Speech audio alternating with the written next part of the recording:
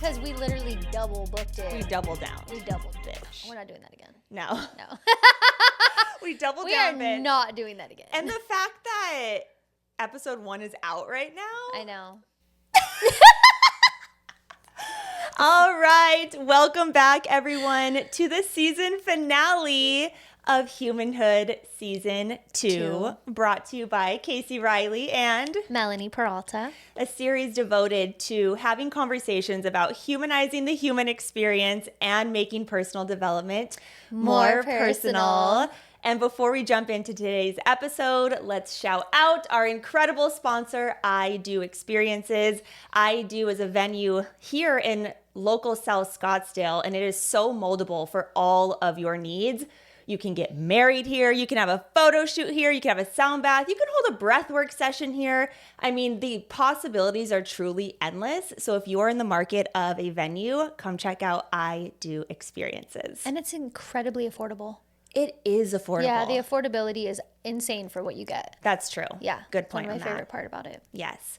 Well, today is the season finale, and I'm excited about today's conversation because I feel like this whole series was really about what happens when we've devoted our lives to the personal development path and all of the pressure and the thoughts that come with it.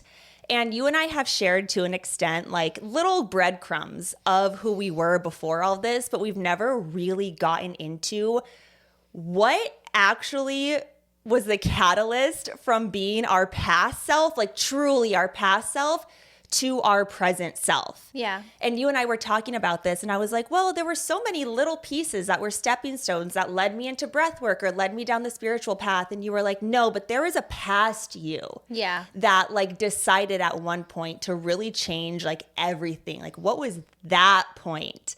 And so I was really starting to like feel into that. Think about her. Yes. And it was a really interesting journey that I started to reflect on. Mm-hmm. And you have been really open about these breadcrumbs in your life. I have. And I really haven't. I know. But part of me thinks like, I just don't identify with a lot of that. Yeah. And so I never really found it productive to share certain things.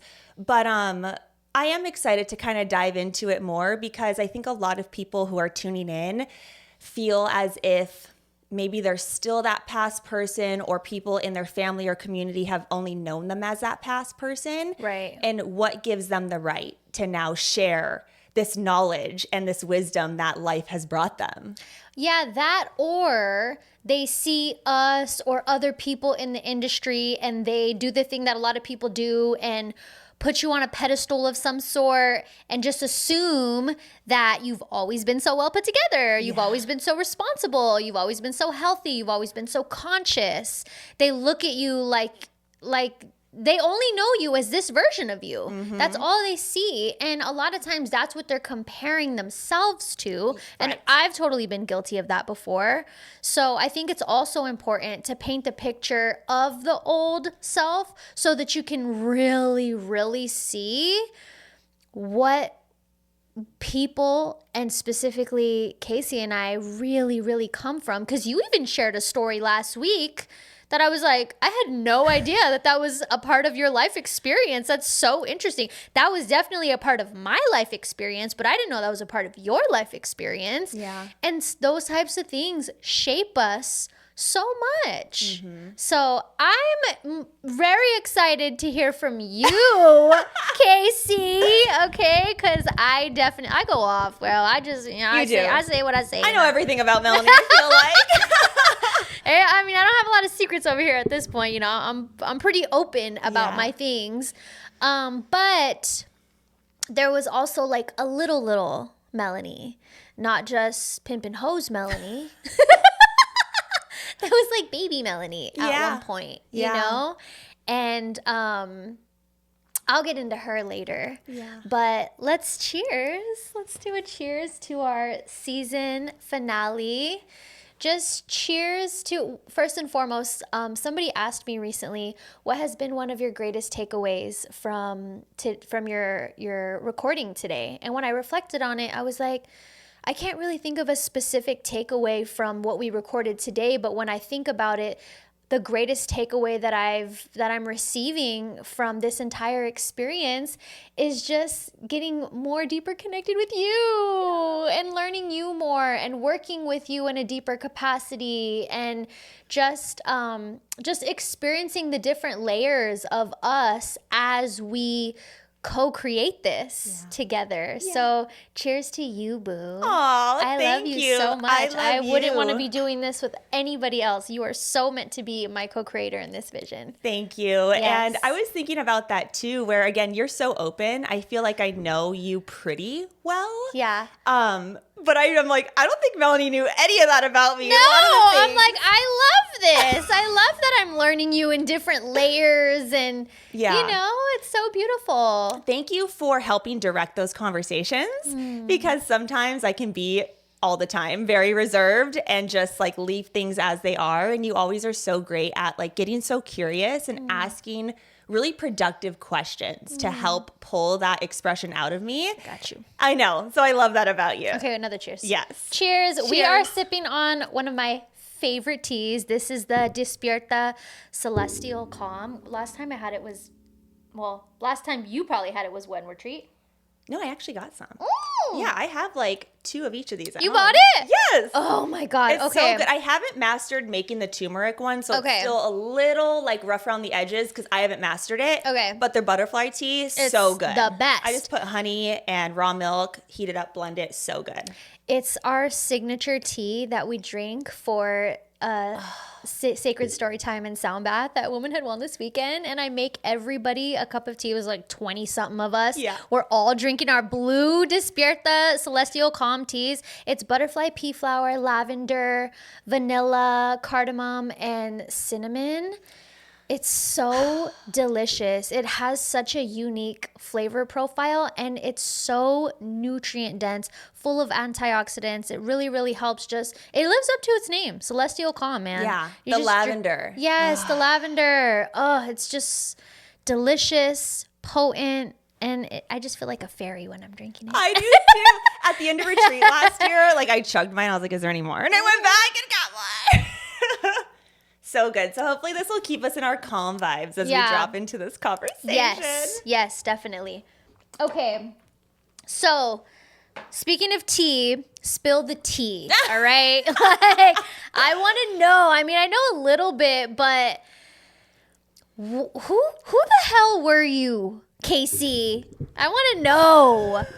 Oh my gosh. Okay. I come off like very put together. Which you are. Which I am. Very reserved. Which I am.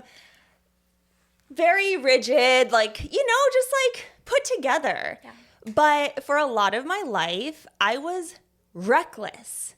I was absolutely reckless with myself, with my health, with my body, with my emotions, with other people's emotions. Like, the amount of times I put myself in danger, like dangerous situations over and over and over again.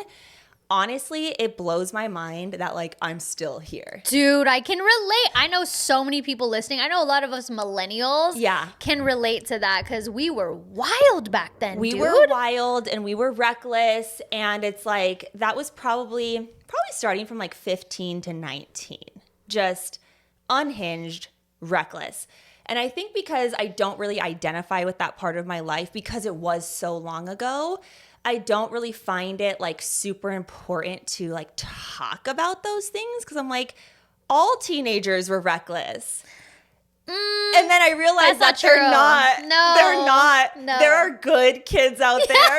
Brian calls me a tunnel girl. He's like, you were living in the tunnels. Like he... What is that supposed to mean? Like if you could imagine like bad people in tunnels. He's like, you were like a tunnel person. I was not actually in a tunnel, but that's what it felt like. Yeah. But when I even look at him and his life and just wholesome. So wholesome. Of course he like drank a little bit and stuff like that, but he like was really a good human. Yeah. Great parents, like good head on his shoulders. And I'm like, there was no head on my shoulders. My dad used to tell me, how do you breathe with your head so far up your ass? That's my favorite to this day. You could just hear him in the back. Yeah, so I was like super fucking reckless. And then like I was thinking about it again, like, oh, the stories we tell ourselves, like all teens are like this. No, they're not. I was like, you were a troubled teenager and you were kind of a low-key troubled like kid. You know? Like the shit that I went through between ages 0 and 10. I was reflecting on this the other week too. I was like, no child should ever have to go through that. And then it made me really like compassionate for my mom because she was my age now when we were going through this. And I'm like, could I imagine me going through the stuff that we went through with 2 kids? What the fuck? Honestly. Yeah. Because it's more alive for adults. Totally. You know, kids are just kind of going through it. Yes. It's more alive and present and more responsibility for the adults. So I was like, oh my gosh, like this is crazy. Like super troubled, like, but I always held it together. Yeah. And I think that's why I can pull it together all the time and come together really reserved because no one would ever knew that I was like spiraling. No one ever knew that I was in as much trouble as I was. And that's still a pattern you experience to this day. Yes. Yeah, no one would ever know because I'm just like, whoop, pull it together. Like I could be completely shit-faced and will be like, come off completely sober and like go do what I need to do. That's a top tier skill. It is. It is. And so that was like kind of like those earlier days that I don't really identify with. But when I think about the moment that actually shifted things for me and I actually started to live a very conscious, mindful life was when I met this woman named Cynthia Lewis. Shout out Cynthia Lewis. She's probably listening to this. Oh. She was like my first mentor, so to speak. We were both working at the law firm together. And we were both young. I was like probably 23, 24, and she was just a couple years older. So she was young. And she reminds me of you, actually. Just like very wise for being so young. And so we would work together and we like worked on a lot of projects together. So she saw how great I was, what a great leader I was. Her and I would hire people, train departments, like run events. Like we were such a great team. And she would ask me these questions like, who are you, Casey? Like outside of this dynamic, outside of this work environment, because the work environment, I was so engulfed in it because it was a family like business. I thought I was going to be there the rest of my life, you know? And she's like, yes, and you're 24 years old. Like, is there anything else you might want to do with your life? And she started planting these little seeds and she would leave books on my desk. Aww. And she would like send me podcasts and videos for like Brendan Bouchard and people like that. And she's like, just listen to this. Like, just watch this, read this book. And I would. And then her and I started to have really amazing conversations where it's like, well, I don't know what I want. Like, I'm happy right now doing what I'm doing, but like, if I wasn't, I would maybe be doing this or like maybe be thinking this way. And she completely transformed the way that I thought about myself and about life and the possibilities because she could dream so big. She was like, watch me. I'll be standing next to Tony Robbins one day. Like, mark my words. That's how much certainty she had in herself. And so when I met her, I was already kind of out of the crazy phase and like in a little bit more of a stable phase, but I was not living up to my potential. I was just really going with what life was giving me and not really questioning anything. I was like, here's where I'm at. This is the people around me. Like, this is good for now. I don't see myself doing anything else. And so I met her and she literally changed everything for me. At that time, we were also working with Lisa Nichols. Oh, beautiful. At the time. So the company brought in Lisa and her team to work with us for a year. And so they came down for like 2-3 days immersions at a time. And I was like learning from Lisa and I was learning and working with Cynthia and like everything really started to shift for me.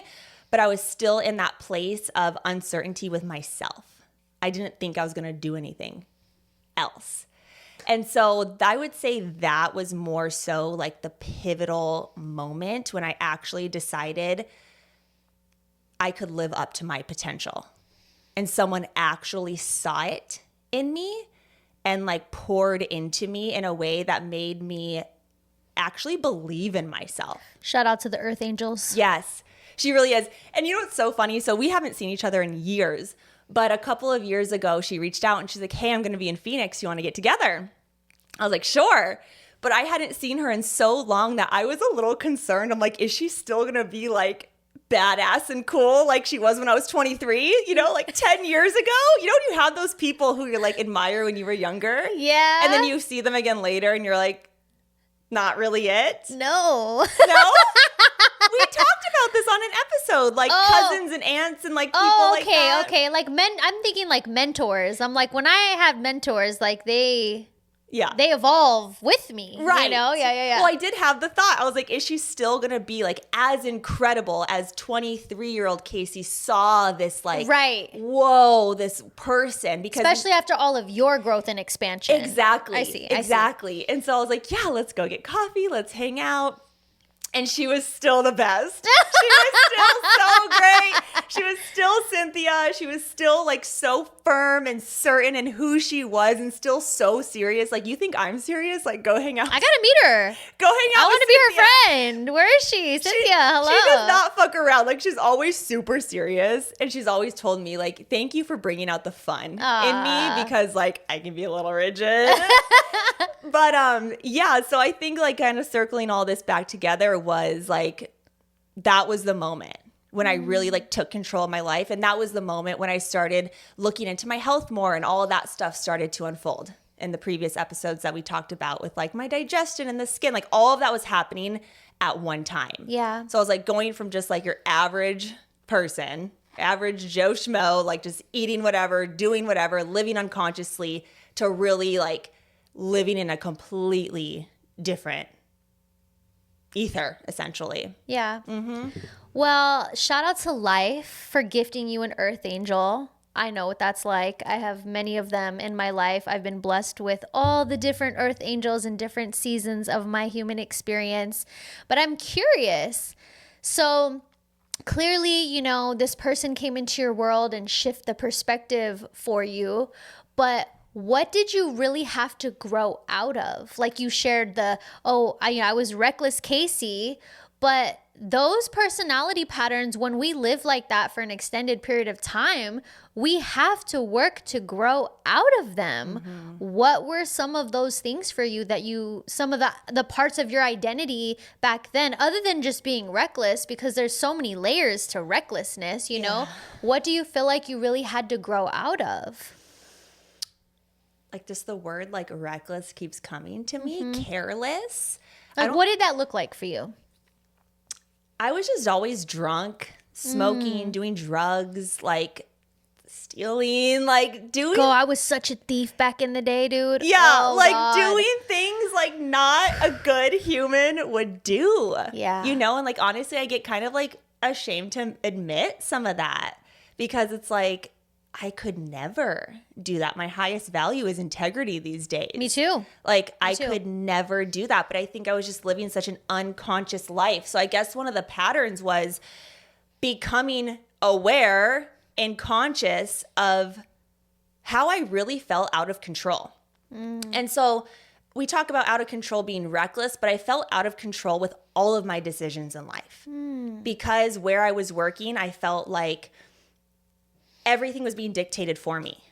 Like decisions were being made for me. I didn't really have a say in like what I wanted to do and a say in my life. That's what I told myself back then. And so I was really just an unconscious human. Like someone was just like directing me on where to go.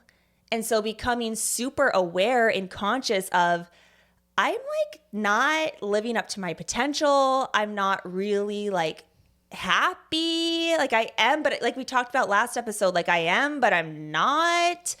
And becoming aware, and then once you become unaware, you can't become unaware. And so now life's happening and it's like, oh fuck, like I feel out of control. And I think that's why I got so rigid on like what I would eat and stuff, because it gave me control. I was able to like make the perfect recipe. I was able to craft everything perfectly because that was the only thing in my life I could control. Yes, okay. Is what I felt like, at least at the time. It also sounds like too, you and correct me if I'm wrong, it sounds like you really lived a double life back then, because so did I. You're like, I worked for this firm and I was this type of person in front of my family. But sometimes it's the person that has to show up and portray being so well put together. Yeah. That's the one that runs wild in the shadows. Yeah. The one who doesn't get to be unhinged in any way, shape, or form in front of your family or your parents or something like that. It's usually that person that goes off the rails when no one's looking, because you have to get your wild out. Yeah. And that's like a really, really, I went through that. Yeah. I shared this too. Well, before I dive into mine, do you want to complete your story? No, I mean, that's pretty much like that pivotal moment. But when you said you were living a double life, that's exactly what it felt like, which was just hiding, being secret, and just like feeling like I could not expose parts of myself because I wouldn't be loved and accepted. And that's probably why I feel like right now, even to this day, I still need to like be so buttoned up. Because I know the buttoned up look and the buttoned up like person gets loved and accepted. But when you start leaking out your shadows and start telling people, airing your own dirty laundry, like we have a lot in this series, and like our beliefs on certain topics, like that leaves room for disappointment. That leaves room for people to not like you. Judgment, all of the things. And so these past few years in my life, like have been so freeing in that sense, where I felt like I'm so much more like integrating the reckless in a healthy way, AKA just being like more myself, but also still honoring and loving the part of me that is put together, the part of me that is professional, the part of me that, can like pull it together, because that's a beautiful part of me as well. Yeah. Some people can't pull their shit together. And I'm like, get it together. That's an admirable quality for sure. I have that too. So I can appreciate it. Yeah. Yeah. But I feel complete in that share. Okay. So for me, I'm always just like asking the questions even deeper, because I know my story and my journey. And I think for me, when I think about the shadow side of us, I think about, but why did the shadow show up the way it showed up? Because there's so many different shades that the shadow can show up in. It could just be like, you could be like a heavy metal emo kid, or, you just like stay in your room and draw like dark, evil demons all the time or something. Yeah. Like everybody expresses their shadow differently. But for me, and the similarity that we have to a degree is that one of our parents were taken away from us, And so little Melanie, I realized once I got on my healing journey, I saw so clearly how many behaviors and coping mechanisms that I had developed that were parts of myself that I was so not proud of, parts of myself that I eventually had to choose to grow out of. But as a little girl, if you guys have been listening for a long time, you know that my dad raised me. As a little girl, I craved my mom so much. I craved a mother so much. And it was the story that I told myself was that my mom chose meth over me. I always told that story. Now I know that's not the truth. My mama had her own issues. She had her own unhealed trauma. Like it wasn't that she didn't want me. It wasn't that she didn't love me. It wasn't that she chose the drug over me. It was like she was in her own thing. But when I was younger, it was like, I must not be special enough. I must not be significant enough, important enough. Like, I'm not good enough. That's why she keeps choosing that over me. Because if she loved me enough, then she would stop doing drugs, is what my little self said. So then little Melanie, little elementary school Melanie was like, well, I'm going to be the best then so that she'll want me, so that I'll be so great that she'll want to quit drugs so she can be in my life and have me as her daughter. So I became such a little overachiever. All the way through elementary school, I was like straight A student, top of my class, principal's list. I was in choir, I did cheerleading, everything you could possibly do. I was the class president, everything you could possibly do. I did it. I had to be the best. If this thing over here was making me feel so insignificant, I had to fill that void with other things to make me feel significant and special. So, little overachiever Mel was born. And obviously, like, my dad was super proud of that too. So it just filled all the voids for me. That was how I saw attention. And I remember when I shifted into junior high, then getting good grades wasn't like a cool thing anymore. Like, that's not what people were noticing you for. You know, if you being the class president was like not a cool thing anymore, it was like, whatever, you nerd, you know. In junior high, it started to shift. And so then my coping mechanism evolved as well. I was still working to get the attention and feel the significance that I needed, but I was like, okay, in this arena, now the source of that isn't the same. And it evolved into boys and clothing and fashion, and I got really into shoes and jewelry and, you know, just style was like a big thing for me, but also I was a little player. Me and my friend always used to make this joke. We always used to say, it takes 8 players to make a team. And so it would always be this joke of like, he could be on the team. He could be on the team. Oh, he's benched right now. And I'm in middle school, right? Yeah. So like, that's just like, bitch, what are you talking about? You know? But to me, at that point, it was like, okay, then attention from boys is what's important in this arena. At least that's what how my mind perceived life. And so then that's what I cared about. And that's how I was seeking my significance, which is what eventually led to me not being a faithful girl.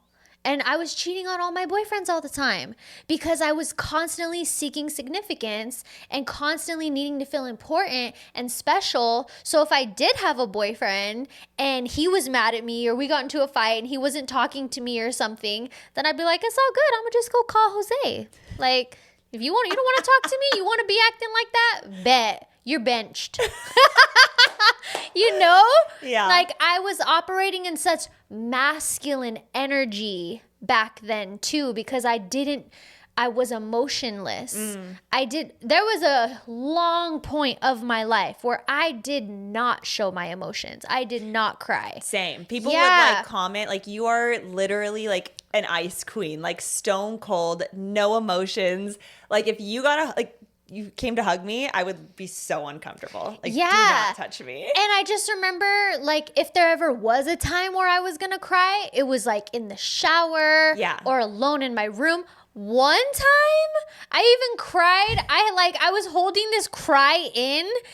And we were like swimming and I cried underwater at the fucking pool because I would refuse to let anybody see me cry. Yeah. Because I'm the oldest daughter of 6 kids. I'm my dad's daughter. I'm always want to show him that I'm strong. I didn't really let my dad see how affected I was of a lot of things in my life, which if you heard episode 2 of last season, then you know.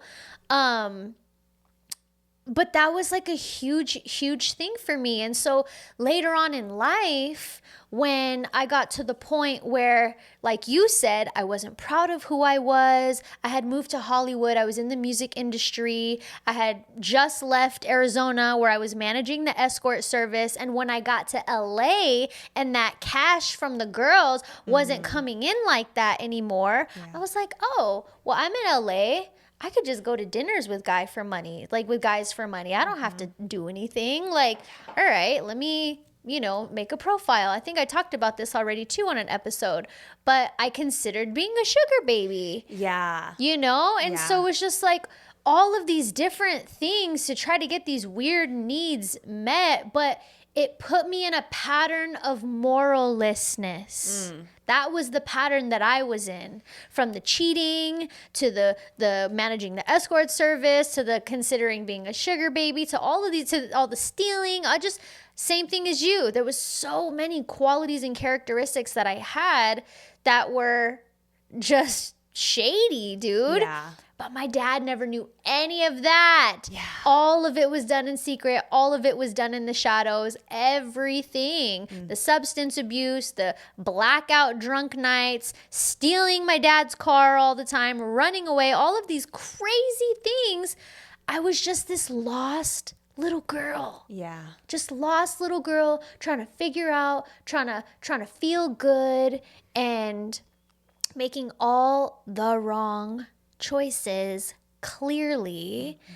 And so when I moved to LA and I had that moment where I got caught, my son's dad saw the email of one of my potential sugar daddies come in. It was like I just barely made the profile. It was brand new. He came to visit me in California. And I was in the shower and an email on my laptop popped up and he saw it. And when I got out the shower, he was like, "What the fuck is this?" And I was like, I was so ashamed because so much of my dirt that I did, I never got caught. I mean, every now and then my dad caught me stealing his car. That happened a few times actually. But though that type of thing was like, there was so much shame around that, And when I decided after being caught up like that, and I was like, I need to change who I am. I need to figure this out. One of the biggest patterns that I really had to break was the seeking significance from men, was the loyalty and the faithfulness. That was one of the biggest ones for me. Yeah. Because it was that mother wound. It was the medicine for the mother wound that I had used for so many years. And you know how everybody says that until you're actually in the situation, you don't know how healed you actually are? Totally. Yes. So then I experienced that with my last long-term relationship. That was the first relationship of my life, like serious relationship, where I had ever been relentlessly faithful in. Yeah. Was it easy for you to do, or were you still trying to break those urges and patterns? No, it was really easy for like majority of the relationship. But I remember at the very beginning when him and I first started talking, the guy, I like briefly dated a guy before him. He was, me and my ex got into an argument. And I remember this moment so vividly because this was the rewiring of my subconscious program in real time. I'll never forget this moment. I remember him and I got into an argument, and then I was sitting on my couch and the urge came up, I'm just going to go text so-and-so. Yeah. That popped up. And Yeah. I was like, I sat with it and I was like, oh, you shady little bitch. I was like, no, you don't. Don't you dare. Yeah. That is not how we operate anymore. You sit with this, you deal with this, and you choose loyalty, and you're not going to run away and fill your void with somebody else you're not even supposed to be with that person. Yeah. You're just wanting to chase a feeling. I remember in that moment, I had grabbed my phone. I was sitting on my couch. I grabbed my phone, and I was like, break the pattern. I did. Yeah. And I put it down. And then like that was the moment where I was like, bitch, you can be loyal. It's possible. You have it in you, you know? And it's funny because my dad will tell you that I'm the most loyal person on the planet because he saw my loyalty with all my friends. And when it comes to my friends, I am one of the most loyal people on the freaking planet. So he always saw how loyal I was to my friends, but he didn't know my patterns with men. Yeah. You know? So, young Mel.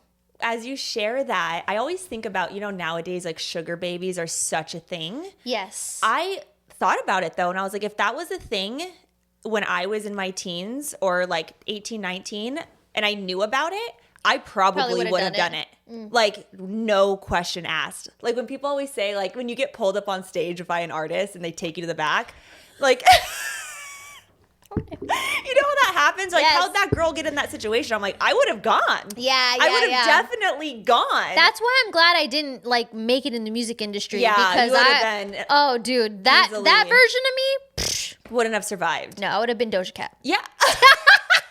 Maybe not that far. But I think about that, yeah, like if I were in that situation too, I for sure would have just been going along, doing bad, reckless things because I did not have any like real morals or foundation to sit on. Yeah. Not certain in who I was at all. Yeah. And I think now I have that so much that maybe it's like another control thing where it's like I need my foundation to sit on because what if I don't have it and I go off the fucking rails again? Yeah, totally. You know, but yeah, a lot of our stories definitely do overlap. Even as you were sharing that, I was like, oh yeah. But I think it's like the filling the void, you know, because it's like, why are we doing these things? And they're coping mechanisms. Mm-hmm. They really are. And it's just crazy to think that there's all these like kids out there, young kids out there coping in really unhealthy ways. And then there are a lot of great kids out there coping in such healthy ways. Totally. You know? Yeah. And so it's just so fascinating to reflect on all of this. Yeah.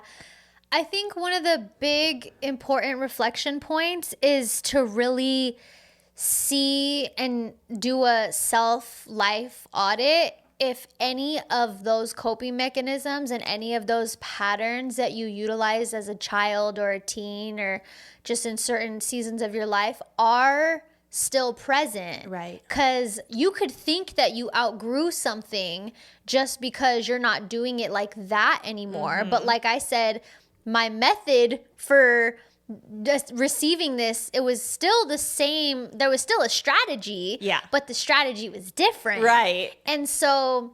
And sometimes the strategy looks good because it's like a healthier habit or something. Yeah. But then it gets really unhealthy at some point. I had to be mindful of that in entrepreneurship and even not indulging in an identity, an influencer identity for things like that. You know what I mean? So I'm grateful that by the time I started business, I was conscious. Yes. So that, you know, everything that I was doing was really, really rooted. It came from such a pure place. Yes. But not everybody's operating that way, and you may find yourself in certain patterns in this chapter of your life that little you used to do or adolescence you used to do. Yeah. And now they're over here showing up at the coffee shop when you're on your laptop or something. Like, you know, you're like, who knows what it could be? I don't know you like that. What are they doing at the coffee shop with their laptop, though? They're entrepreneurs, Casey. I don't know. Maybe they'll, I don't know, you know. Who knows? It's just a bad example. That's a really bad example. Or like, even when you're showing up with making content. Yeah. That's a good example. That's okay, a good that's example. That's a better example. Yes. When you're like showing up making content, you know, in a certain type of way. Why am I posting this? Am I posting this for significance? Am I posting this for validation? Or am I posting this out of like true inspiration to share? Yeah. Or even if you're not an entrepreneur, even if you're just a regular woman and you're posting certain type of pictures of yourself, or you know, thirst traps or whatever, like are there certain patterns in your life that are playing out right now that you're ignoring and not really seeing them for what they are and saying, you know what, this is more of a shadow aspect of me that's playing out in this micro moment right now, because the micro moments are the ones that get you. So what are your thoughts on like some images and videos are coming to mind right now? Like I feel like nowadays everything is very like female empowerment, right? People are posting pictures of their asses and like all this stuff all over social media.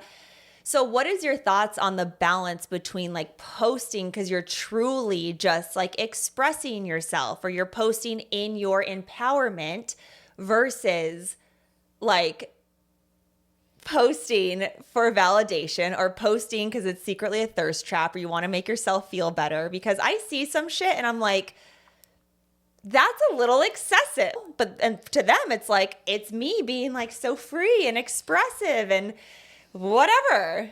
So what are your personal thoughts on that? That's a toughie. That's really a toughie. Because I know people who genuinely are liberated and do truly gain a sense of empowerment from those types of things. Like a girl that I used to be really good friends with. We're still friends. We're just not as close as we used to be. She would post a lot of like nude images of her, but very like artsy and like nature and stuff like that. And that worked for her. You know what I mean? Even though I wouldn't do it, and that's not my avenue of self-expression and empowerment, if that genuinely works for you, to the point where there's no like shame linger, or there's no like unhealthy residue connected to it, then do you, boo. Okay. You know what I'm saying? Like, then do you. If you posted that and you were like, fuck yeah, bitch, you were like, I'm so free, like I got my nips out, and if that genuinely set your soul on fire, and it was a high quality, healthy experience for you, then do you, boo. And like the come from, right? We always talk about the come that. from. Being so aware. I think what I'm taking from this is being so aware as you're like creating it and posting it. And it's like, I'm posting this because I look fucking bomb. I look great. Like I feel good about myself and I want to express myself. Or like, I'm posting this because this person, I know they're going to see it, or like make this person angry, or whatever it is. Yes. And then the shame linger. I love that you said that. Yeah. But then the shame linger can come back to, is it really a shame linger, or are you just like an anxious person who's like, now I'm unsure about this decision? That's a part of the shame. That's the linger. Well, that's the linger, but shame and anxiety are different. I mean, they are different. Shame is like, fuck, I should not have done that. I feel icky about myself. Anxiety is like, was that too much? That's the same thing. I don't think it is. I think it is. It's like, fuck, I shouldn't have done that. Anxiety is like, oh, was that too much? It's to me, it's a very similar sensation in the nervous system. Maybe in the mind, it's different. Yes. But in the body, it's a very similar sensation. There's a regretful energy behind it. Yeah. You know what I mean? It's not like full certainty. Like, I am so rooted in this choice. You know? It's like, I feel proud of this picture. It's never getting archived. Yeah. Or if you're questioning it at all, shame/anxiety. Yeah. Okay, in that scenario, I think they're similar. Okay. Yeah, so. Because like the other day I put the wrong gas in my car, and I had anxiety about that, but I didn't feel shameful about that. Yeah. I was just like, oh, I'm anxious about this. Yeah, no, that situation, the social media situation is more The specific. same. Yeah. That's a regretful, like, once it's posted, you can't unpost it. People saw it, whatever. Yeah. You know? But going back to like, to circle this all together, a lot of people are showing up on social media still as the inner child of themselves. Yes. The little version of themselves. Yes. You know? Uh-huh. And so, again, when I went to Nate's retreat in last year in February, the Remembrance Process, shout out to Yeski. The Remembrance Process retreat was 10 out of 10. Highly recommend. It, one of the things that was coming up for me through our breathwork ceremonies that I was really working on at the time was what I call operating from the girl in you and then operating from like the grown ass woman in you. And I was noticing areas of my life, even simple conversations, or even while I was dating, I would notice when the girl would show up, when little Melanie would show up, and then I would notice when the grown-ass woman would show up. And being able to see the girl in me and to love on her and tend to her and acknowledge her and soothe her, but to not live from her and be rooted in my grown ass woman energy. And I'm so anchored in that now. Praise the Lord. Hallelujah. Thank you, inner work. Thank you, God. Thank you, life. Jeez. It has been so beautiful to be here. And it was funny because, I mean, sneak peek, I may or may not have a new boo. Okay. But he was like, send me a selfie. And I go, you might be surprised to hear this, but I don't take selfies, actually. I rarely take selfies. Yeah. That's why you don't see any selfies on my page. Yeah. I don't really take them either. Yeah, because back then I was the selfie queen, and I would get dressed for hours to go nowhere Just to take a selfie. Just to take selfies. Oh my God. Dude, because it was a validating thing for me, like getting that perfect picture and, you know, feeling so beautiful and then being able to send it to someone. And there was a lot of vain energy behind it. It was rooted in the little girl energy for me. I know some women taking selfies and starting to take pictures of themselves in a beautiful way. That's them stepping into their grown woman energy because they've always been such a modest, mousy little girl. Yeah. So it looks different for everybody. But for me, the little girl who was constantly seeking attention and seeking significance, like selfies, that's what that was for me. So my relationship with them has changed. My relationship with the selfie. My relationship with the selfie has evolved. So dramatic. I know, but it's so real because It is. I used to spend a lot of time on that. Like, Yeah. I remember living at my dad's and being upstairs in my room and taking a million selfies until I got the perfect one. That's so interesting how all of us have different experiences and assign meaning to different things. Yes. I would never think of a selfie like that for myself, and I never spent hours getting ready. And because when you said you were seeking out validation as a teen, like through how you looked, Yes. and through your clothes and through men, like I always thought I was a cute girl. I never had to go out of my way to make myself feel that way. But it's just so fascinating how we all have our own coping mechanisms Yes. to seek validation and significance. See, well, the interesting thing is I always knew I was a cute girl, but I wanted to be the baddest bitch in the room, all right? I had to be the baddest, okay? Yeah. It was like, I have to be the best at everything Yeah. that I do. I need to be the best. I need to be the most beautiful. I need to be the freshest, the flyest. I need to have the newest kicks. Like, I was her back then. That's so funny. When you were talking about the overachieving, I was the same way. Like, I always had excellent grades. I Yeah. was always working and going to school, really overachieving to probably gain love and significance. But yeah, so that was relatable in that story too. But again, I never really cared about looks, which I'm happy about because that can really consume people. Oh, dude. Especially at a young age. It was a fucking prison. Yeah. Yeah. I'm so happy that was not one of my struggles that occupied my mind. Lots Yes. of other things occupied my mind, but I'm so grateful that was not. Well, you know what? This is also a message for the parents who are listening. That was a program put into me. Right. Because my dad always used to say, you look good, you feel good. When you look good, you feel good. And that's true. Yeah, it is. But at that time, it was so extreme for me that I was like, I gotta look good all Right. the time. Plus, I mean, honestly, just as a young girl anyways, I always did love fashion. Even before I got into the boys and stuff, I did love clothes and fashion. That has always been a part of my Pisces spirit. But then later, it was like, I worked at the mall. I lived at the mall. My room was the mall. I had Wild. everything. So, How'd you get all this stuff? well, I did start working really young, and I Okay. immediately went and got a job at my favorite store, Okay. Baker's. Okay. Which was high heel accessories. It was the Aldo of back then. The Aldo! It was. So I'm 15, 16. Dude, Aldo was expensive. So was Baker's. Yeah. Baker's $100 high heels. I had them all, girl. I was so superficial back then. But also, I used to hit mad licks at the mall. What does that mean? I used to steal from the mall, Casey. Licks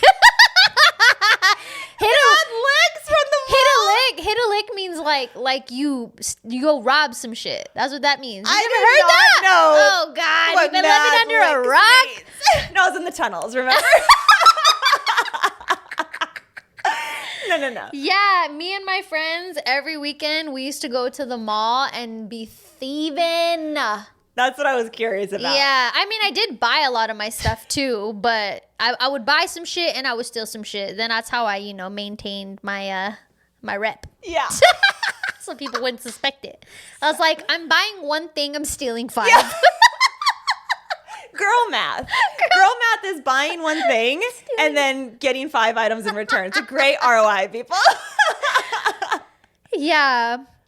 Yeah, but the reason why Casey and I wanted to have this conversation was just to, like, the tagline of this series, humanize the human experience. And we both have certain paths, we both come from, we weren't necessarily raised to be exactly who we are.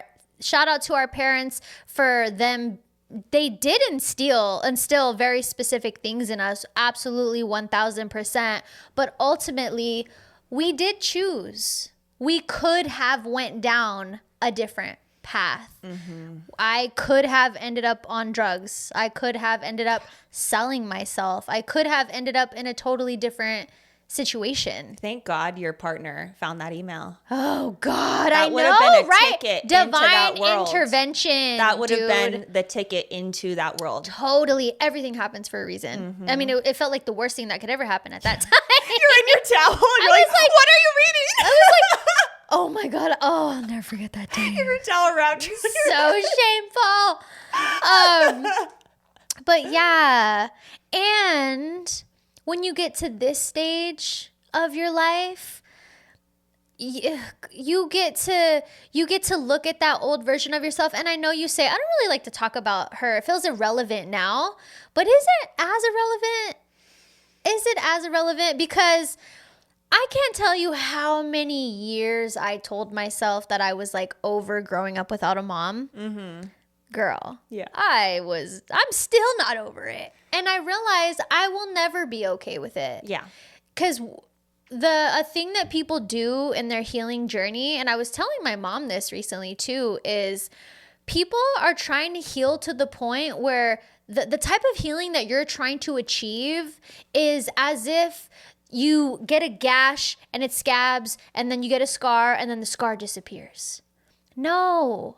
The scar doesn't just disappear. Mm-hmm. It's always there. It's always going to be there. You just learn how to live with the scar. You learn how to accept and embrace that this is a scar that you have. And I've gotten to that point in my journey with all of the little versions of me that went through all the things. And one of those things obviously being that I didn't grow up with my mom. And I just got to a point in my journey where I was like, I'm never going to be okay with the fact that she wasn't there. Yeah. Why am I trying to think your way out of it and fight it? And yeah, I just need to accept that was my path. Mm-hmm. And I need to love and nurture all of the layers of me that are affected by that to this day. Yeah. I just need to live with my scar. I need to learn how to live with my scar in a healthy way. Mm-hmm. And I am. And even things like last weekend where my mom came, dude. Yeah. So my mom came last Thursday and I had like multiple first situations. If you saw on my story, I realized I was like, I don't have any photos with my mom and my dad. None. I was surprised to see all of you guys. Dude, everybody was surprised. Oh my God. Yeah. And so I took a picture of me and my mom and my dad. I'm like, oh my God, these are the people that made me. Like, how long were they together? This is crazy. They were together for like 6 or 7 years. Were they? Yes. And then they had you and then separated quickly after that. No. Right? This is crazy.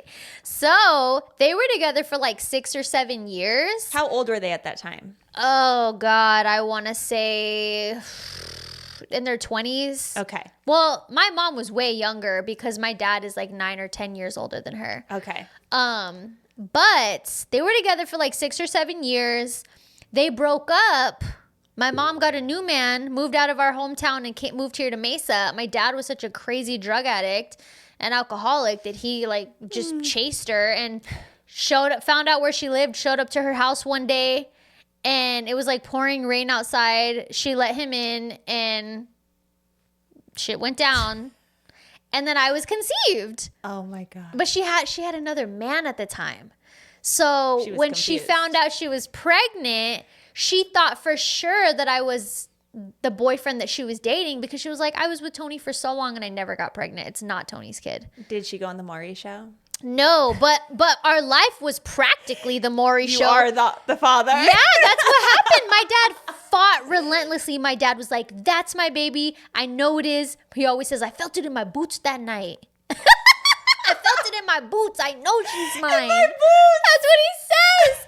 And so, but when she found out she was pregnant and she told her boyfriend, he didn't want to be a dad. So he pieced out. He bounced. And my dad was like, loved my mom so much still. He was like, oh, it's my baby anyway. I'll be with you.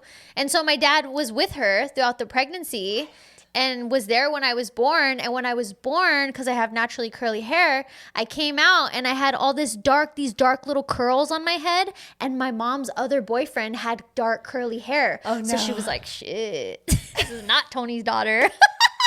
But my dad was so convinced. He was like, that's my baby. I don't care what anybody says. I know she's mine. Oh my gosh. And so long story short, he went to prison 11 days after I was born. Yes. And then when he got out, he was like, where's my daughter? And everyone's like, Tony, she's not yours, bro. My dad was like, yes, she is. I know she is. I'm going to prove that she is. He was relentless. Feel it in my boots. He felt it in his boots. And you cannot take a man out of his conviction with his military boots. Out of his boots. Okay. When he's in the army, he knows the sensation of his boots. Okay. So, long story short, he somehow maneuvered his way into getting a blood test, and he was right. And he was the father. He was the father. Yeah. He said that was one of the most loneliest times in his life. I'm going to see if he'll do an episode with me next season, because I would love to have him come and tell that story. But he says it was one of those loneliest times in his life because everybody thought he was crazy. Everyone was like, she's not yours. Do not get attached to that little girl. She's not yours.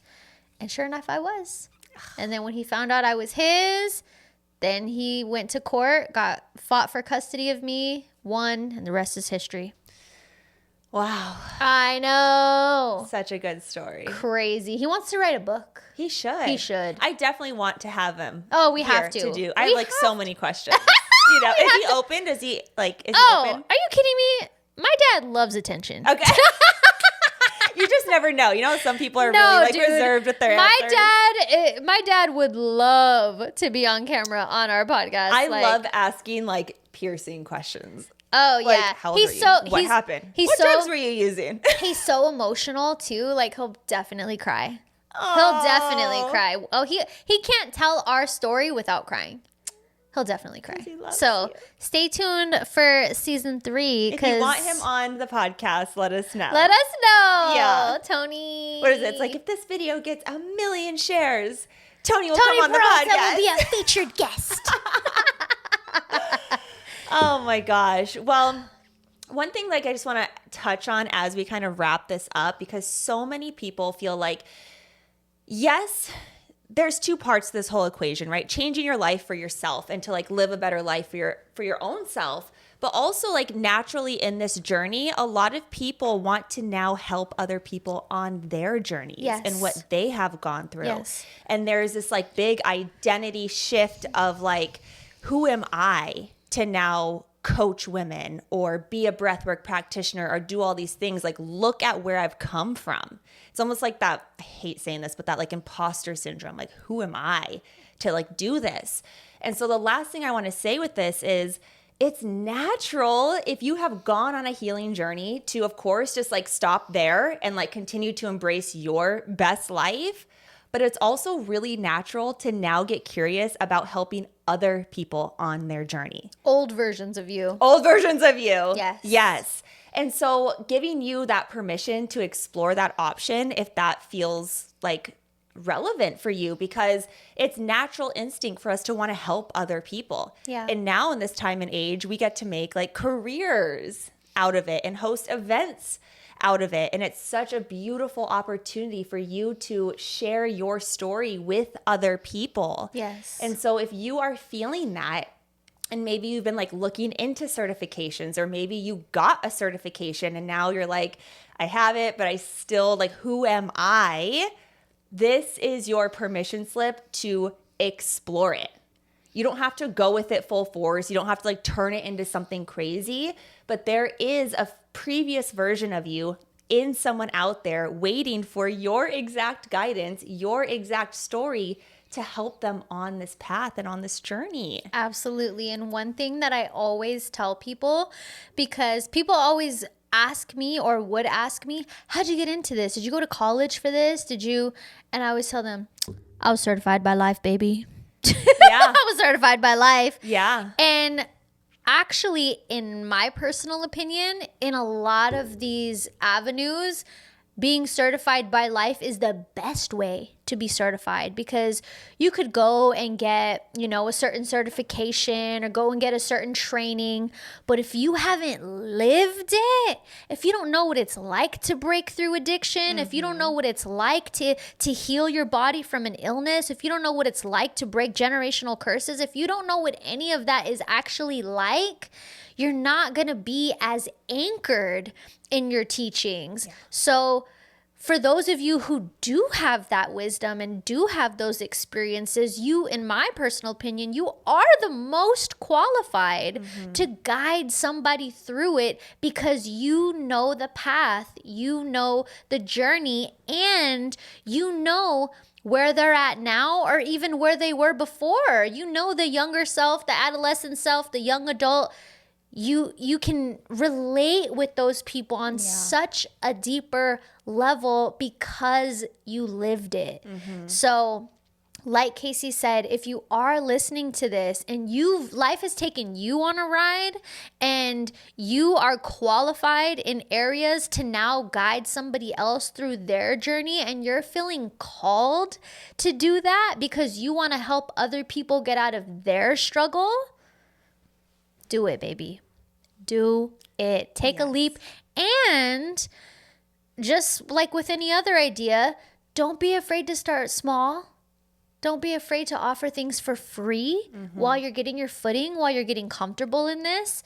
As long as you are taking it step by step, walking on your path, all you have to do is just keep going. Yeah. And that's what we did. We just kept going. We just kept going. And think about like the moment you decided to be a coach and the moment I decided to be a practitioner. Yep. Imagine if we said no to that. I know. It's crazy to even think about. I can't even think about the number of lives that wouldn't have been impacted. Yeah. And obviously those people would have found their way at some point through someone else or whatever, but it just blows my mind, like the number of people you have served personally or on the stages you've spoken on, the people who have come into my sessions and like the places that I've spoken on. Like it's just And then crazy. The people that we've impacted, the people that they serve. Yes. The ripple effect is so real. The ripple effect is huge. And so think of yourself in this moment right now.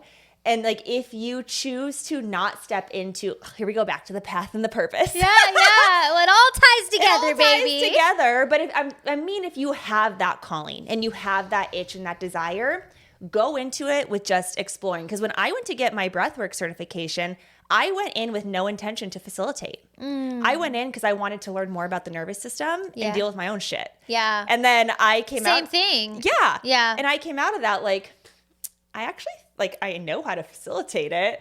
Let me like do a little group session and see if I actually like it. Yes. And then I did it and I was like, oh shit, this is great. Yeah. This is amazing. And so sometimes you go into these different like courses and things just out of, again, deepening your own personal healing, but it's taking that action to try it with someone else through a coaching call, through an event, whatever it is, to see if that's an energy you want to play in. Absolutely. Yeah. Yes, everybody has the opportunity to turn their pain into their power. Okay. When my mom visited this past weekend, and I mean, we can probably wrap it up after this, but when my mom came this weekend, she always feels so much shame and guilt for leaving me. And I always tell her, I'm like, Ma, yeah, it was a very painful thing when I was younger, but I wouldn't be me. Yeah. I wouldn't be who I am. I had to experience that. Like, I needed you to go through your shit so that I could go through my shit, so that now I have this value to offer people. Yeah. So take a look at your life, take a look at your journey, take a look at your pain, and see how you can evolve that in a powerful way and use it for the greater good of all. Yeah, and just one last thing I'll say. Okay.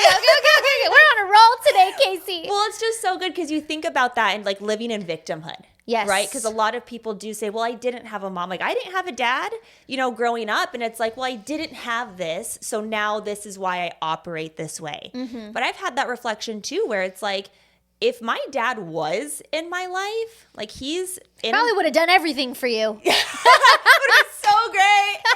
No, but if he, because he's in prison, he's been in prison for 30 years now. And if I would have maintained relationship with him in the other state that he lives, went to go visit him, was enmeshed in that life, I would not be who you are, who I am. Who knows? Right. What I would have been doing. Completely different path. And so, yeah, it's hard growing up without your parents. But when you're able to take that and turn it into something more purposeful, or really just feel the gratitude of it while acknowledging the scars and the pain and the wounds, because that's important too. Yes. You don't want to bypass this shit. You do need to feel it to heal it.